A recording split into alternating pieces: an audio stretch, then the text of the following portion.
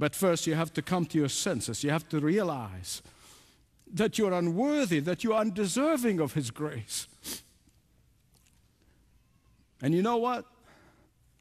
I have no doubt in my mind, it's not in the Bible, it's not what Jesus said, but I have no doubt in my mind that this young man, for the rest of his life, probably every waking moment, he lived in gratitude and in thanksgiving and of self-giving, in thankfulness to the grace of his Father. When Satan told Adam and Eve about the big lie, when he sold it to them, he basically said to them, what you hear people today say may not be exactly the same words, but the same meaning. God is not good if He tells me to come to Him only one way. How can a good God not allow me to live the way I want? I cannot be fulfilled unless I'm free to do what I think is right. I really want to be my own God. And that's what they're saying. And that is the big lie that started in the Garden of Eden. What these people are saying today is what Adam and Eve said back then. Because in the final analysis, Adam and Eve, when they fell for the greatest lie, they actually blamed God for their sin. And that's what people are doing today. They blamed God. Look at Genesis 3:12. Here's what Adam was doing. He said, you know, God, if you did not give me this woman,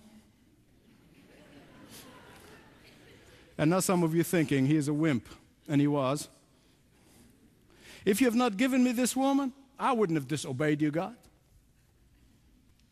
Had you given me a better woman? Man, he's standing up and taking it like a man, isn't he? If you had given me a different woman, I probably wouldn't have disobeyed you. You are to blame, God. It's really your fault. And when God confronts Eve, she does the same thing. So ladies, don't get all happy. She does the same thing. Yeah. Well, I mean, she can't really blame Adam with straight face, okay? I mean, but she also blamed God. She said, the devil, meaning you put him there. The devil made me do it. But she actually saying is, God, it's your fault. It's really your fault. But she was nice about it. After all, if God did not put Satan in the garden, she would not have fallen for the great lie, or greatest lie, right? God is not looking for an excuse. He's not looking for rationalization. He is looking for confession. He is looking for conviction. He is looking for repentance.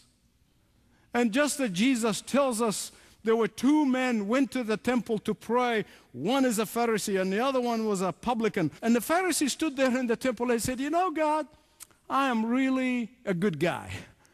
I've done all these good things for you, God, and I've done this, and I've done this, and I kept the feast, and I've tithed, and I've done this, and I look at kept all the rituals, and I kept them all. And the publican strikes his heart. He says, forgive me. I'm a miserable sinner. What did Jesus say? He said, I'll tell you the truth. That man who confessed and repented went home justified, but not the self-righteous guy.